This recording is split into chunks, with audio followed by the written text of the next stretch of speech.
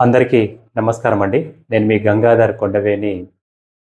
నేడు చాలా మందిలో మనము చూస్తున్నటువంటి సమస్య ఏందంటే మోకాళ్ళ నొప్పులు.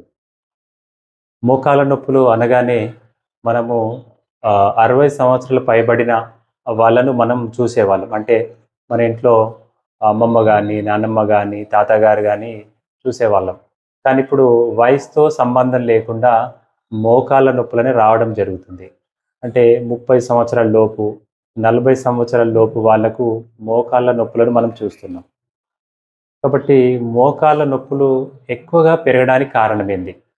అంటే ముఖ్యంగా మనం చూసుకుంటే ఆహ్, ఎక్కువగా గృహిణులనుకోండి, ఎక్కువగా కూర్చుండి పనిచేస్తారు. అంటే ఉద్యోగ వ్యాపారాలు చేసేవాళ్ళు, మహిళల్లో అయితే ఈ తెలంగాణలో బీడీ వర్కర్స్ అంటే ఎక్కువగా కూర్చుండి కొన్ని సంవత్సరాల నుంచి ఒక 10-20 సంవత్సరాల నుంచి ఎక్కువగా కూర్చుండి బీడీ చుట్టేవాళ్ళు, తర్వాత మిషని కుట్టేవాళ్ళు, గృహిణుల కంటే ఆహ్, ఎక్కువగా కూర్చుండి ఉద్యోగ వ్యాపారాలు చేసే వాళ్ళకే మనము ఎక్కువగా మోకాళ్ళ నొప్పులనేది చూస్తున్నాం.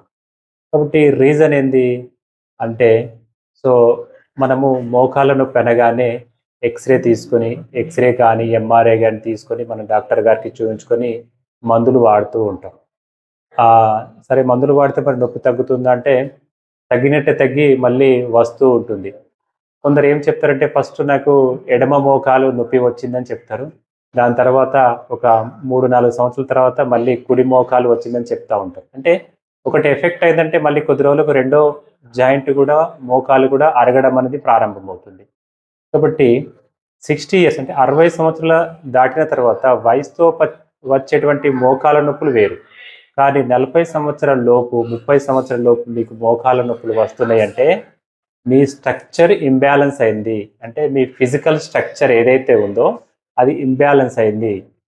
ఈ ఫిజికల్ స్ట్రక్చర్ ఇంబాలెన్స్ కావడం ద్వారా ఏమైందంటే మీ ఒక మోకాలు పైన ఒత్తిడి అనేది పెరిగి మోకాళ్ళ మధ్య ఉన్నటువంటి ఆ కార్టిలేజ్ గానీ, ఆ సైనోవియల్ ఫ్లూయిడ్ గానీ తగ్గుతూ ఓహ్, డీజనరేషన్ డీజనరేటివ్ అనేది కావడం జరుగుతుంది.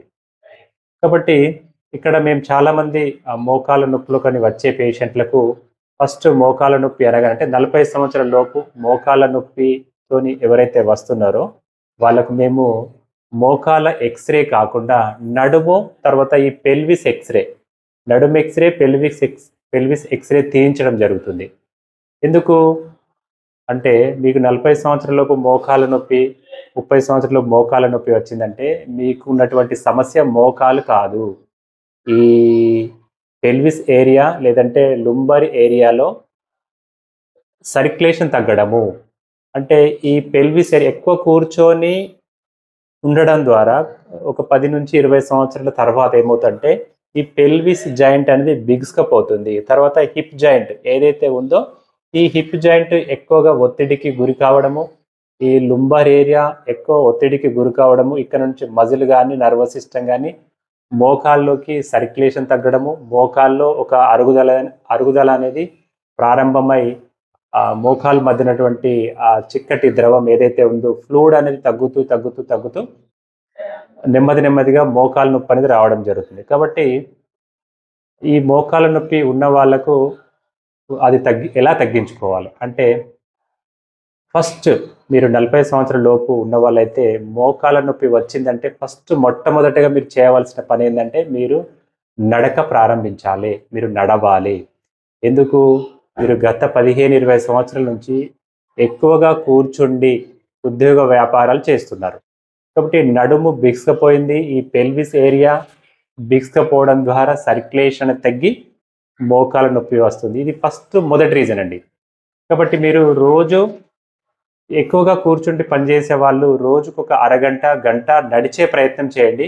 మీకు సహజంగానే ఒక 3 నెలల తర్వాత మోకాళ్ళ నొప్పులనేవి నెమ్మదిగా తగ్గడం ప్రారంభమవుతుంది. ఇంకా లేదనుకుంటే మన అమ్మ ఆరోగ్య కేంద్రాల్లో ఉన్నటువంటి స్పైన్ లూజింగ్ ఎక్సర్‌సైజెస్. ఆ స్పైన్ లూజింగ్ ఎక్సర్‌సైజ్ వీడియో చూసి కొద్ది రోజులు దాన్ని ప్రాక్టీస్ చేయండి. దాని తర్వాత ఈ బ్యాక్ స్ట్రెంథెనింగ్ ఎక్సర్‌సైజెస్. ఓకే.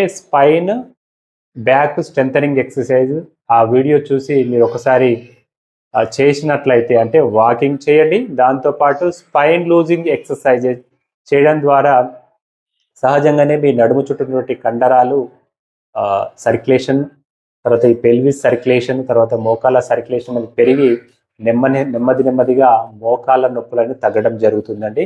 కాబట్టి ఎవరైతే ఎక్కువగా ఇలాంటి సమస్యతో బాధపడుతున్న వాళ్ళైతే వారికి ఈ వీడియోను షేర్ చేసి మా అమ్మ ఆరోగ్య ఛానల్ను సబ్స్క్రైబ్ చేసుకోగలరని మనవి. Thank you.